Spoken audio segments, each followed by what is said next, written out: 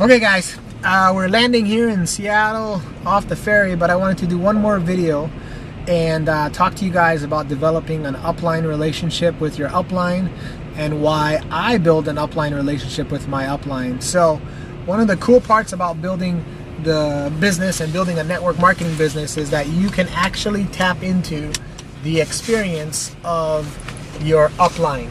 And there's three things that really can benefit from you building an upline relationship.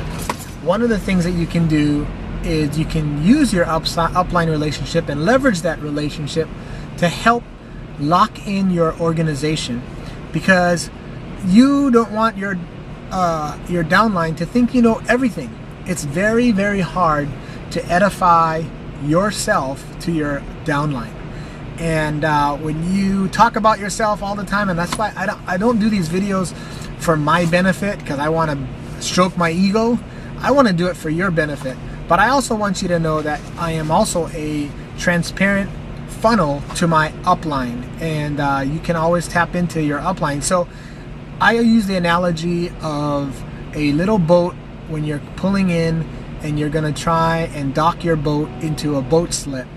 If you were pulling into the dock and you only had one rope tied to a little boat peg on the dock, if waves come, if another boat comes and creates some wakes, that boat that only has one rope tied to it would bounce around and could get damaged and could break loose.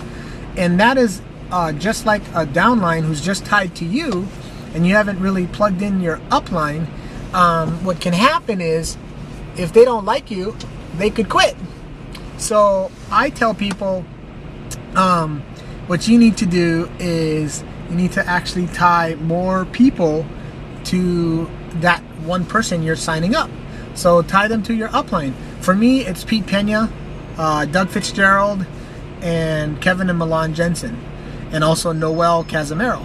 And so when I get someone started, my whole goal is to try and get those people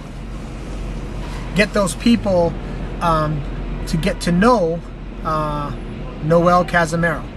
And if I can do that, what can happen is they will build a relationship with Noel, so that if something happens to me and the waves come, they have two ropes tied to the dock.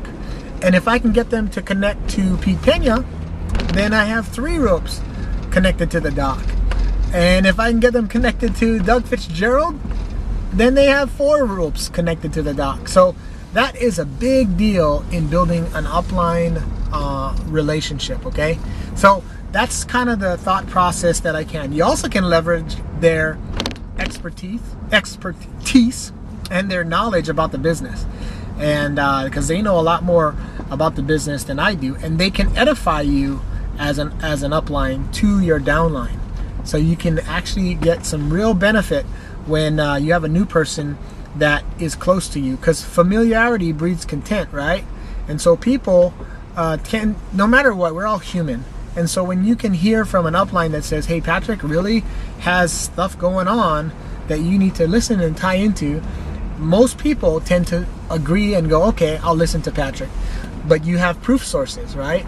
So that's the second reason why you want to tie into your upline. And the last reason you want to tie into your upline is because, honestly, they have a responsibility to help you succeed. And they do not succeed unless you succeed. So I always encourage my people to try and get involved and get connected to the upline.